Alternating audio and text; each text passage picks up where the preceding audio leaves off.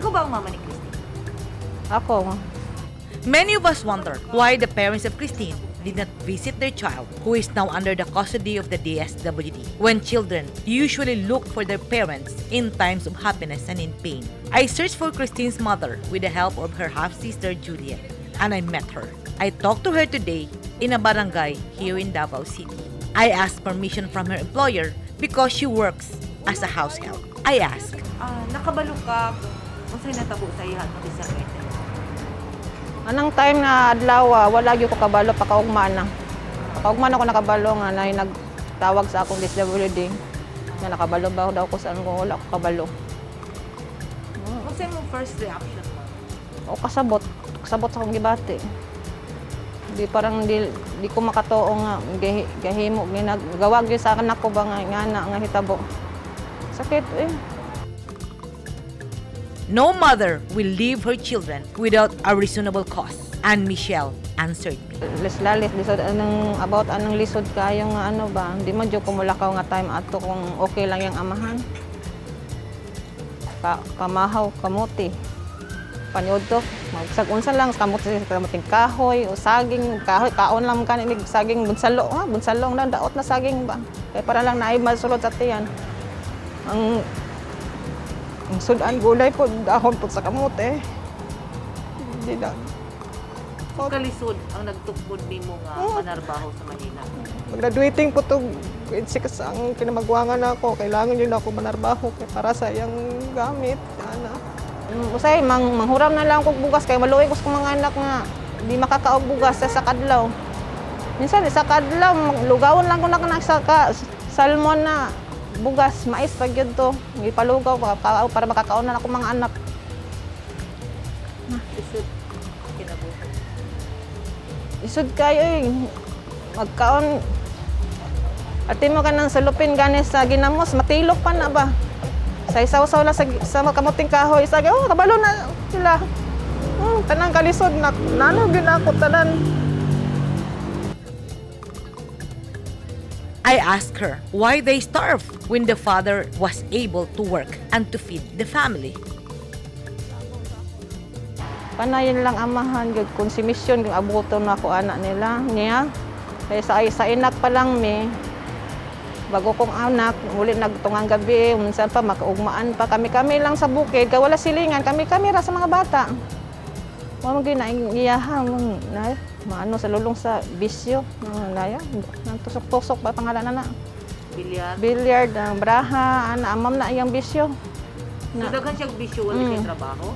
Anak, tabukid rabi ami. Ang nag-support sa mga sa inak kami, yang yaan. Pinuod ba niya nga, sa tanan ni mong anak, si Christine ang pinaka-paborito sa papa? Parang ganun na kay di man ginako na sila na kay pila ka tuig po kung wala sa ila hagod. Pinangga gina siyang amahan. Ma'am, sa'yo magtanaw ba?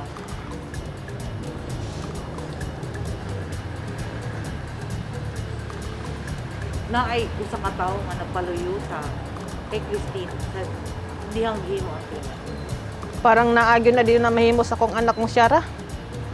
Di ko pud di ko katuo nga siya mismo mo patay gyud sa duha ka bata, di po ko katuoan na gyud.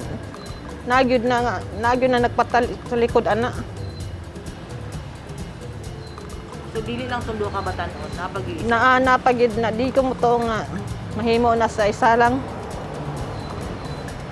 Sa kagamay-gamay sa akong anak, mahimo niyang duha ka patyon niya.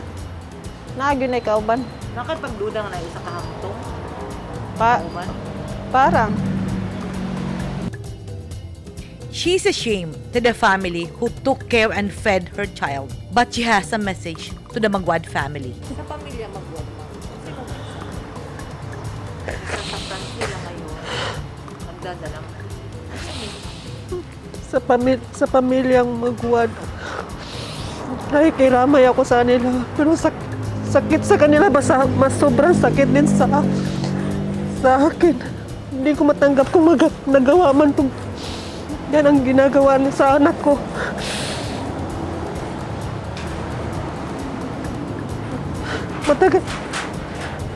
Matagal ko naman sana sila gustong makausap, pamilya.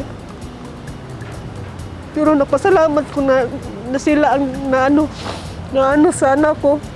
Pero sila ang napuntahan. Pero sa nangyari ngayon,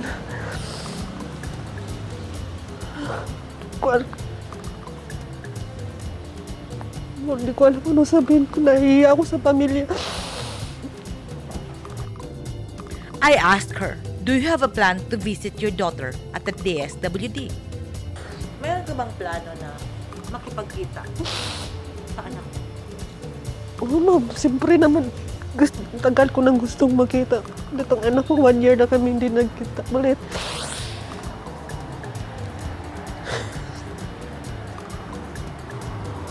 Feel mo ba, ma'am? Pain na dinaramdam ng mga Maguad.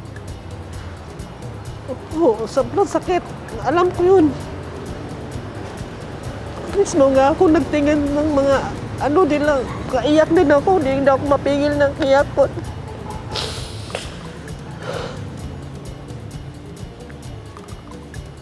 Sobrang sakit. Mawalan ka ng mga anak. Sakit yun. If you have your chance, gusto bang ipunin lahat ng mga anak mo? Opo, yan ang gusto ko. Na mabuo ko lahat, mga anak ko. What is your message to your child? Para sa akong anak, mahal yun ako na akong anak. Kay anak ko man na. Anak, kabalag ka nga mahal ka ng mama. Alam mo yun, kung ano kita kamahal.